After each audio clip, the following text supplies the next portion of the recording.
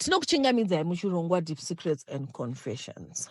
Ndini uyo nhamo yange yarova zvekurovesa zviya. Ndaita zvekutengesa sadza. Pano pacho painge pari busy kani. Asi manje paive nevanhu hobho. Asi kaini semunhu aigona kubika. Ndakambotengesa kani zvekuti munhu wese aingoti musisiteni yamusimba. Vamwewo vaita zvekubika vaive muSouth Africa vaibika mvura havo. Saka ndainge ndava nemakastoma. Asi papera 6 months ndiri muindustry yekubika, zvinhu zvakatanga kudzikira imi zvekuti ndaiita senge ndainge ndobika tsvina. Ndainge ndine vasikana 4 asi ndakasvika pakuvamisa kusara ndega kozi ndainge ndokonewa kuvabhadhara. Sezvinewo pakabva pauya vamwe mai vakati ndoda sadza nebeef, shasha yakadla kani akananzvira maoko zvikanzi everyday ndogara ndakadarika nepano ndichidya, asi chikafu chako chakatosiyana nechevamwe.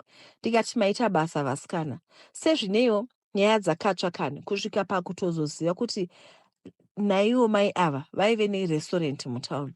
Munongoziva kana muri mubizinesi rimwe chete munotanga kutaura kuti zviri kufamba sei. Shasha yaitaura kuti aiwa zviri kufaya kani vakatovhura imwe restaurant asi ikoko kunobikwa pork. Ndikati saka zviri kufaya asikana.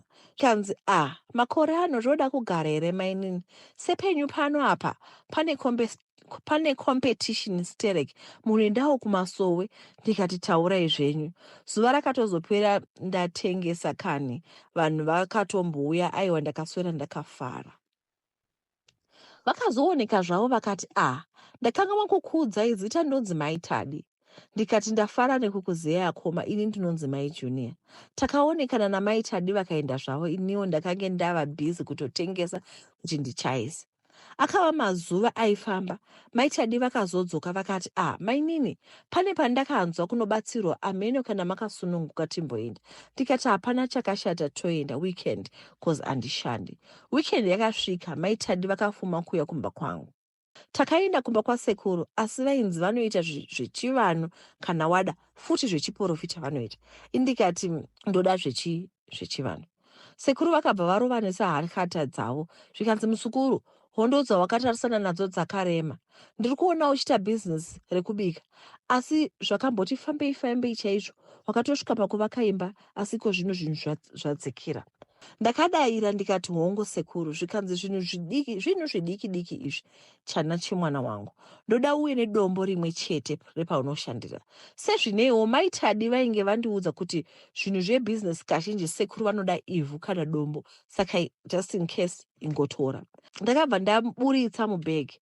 Zvikanzi wakangwarira iwe, ko wanga utori nazvo? Maitadi vakati ndanga ndagara ndamuudza, ndakangoti in case sekuru vanozvida. Sekuru vakati gudhu vasukuru. Sekuru vakasanganisa zvese kani. Takaenda kumba.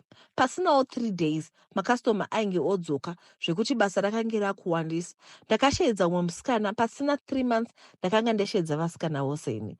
Ndakange ndotongoswera ndakagara nekubata mari chete.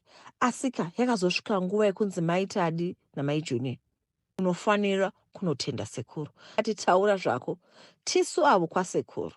Sekuru vakabva vati manje unozvikwanisa here zvandiri kuda naye muzukuru. Ndikati sekuru ndichazamawo, zvikanzi ndinoda kuti uite mukadzi wangu. Ndakamboti pamwe vanotamba zveini. Zvikanzi ko shamwari yako haana kukuudza here? Imi woye, ndakaudyura maziso ndikati mukadzi hapana chaakandiudza uyu. Ndakabva ndatarisa Maitadi, iye kwakutotarisa padivi. Zvikanzi nasekuru, ko pane chinonetsa here? Kungorara neni chete, zvinhu zvako zvoramba zvichivhurika. Ndikati ndine murume. Zvikanzi chero Maitadi anaye futi. Pamwedzi wega unouya ka1 urara neni. Zvonetsa here izvozvo? Maitadi akati naiwe Maijuju, ka1 chete. Iwe hazvisi zveeveryday kaizvi. Ndikati asikana, moziva since ndakaroorwa handisati ndakamborara neumwe murume. Sekuru vakabva vaseka zvikanzi murume wako anotorara nevakadzi 3 pazuva, iwewo tyika inini ka1 pamwedzi. Okay, part 1 yedu iri kuperera panapa. Tichadzoka nepart 2. Tatenda.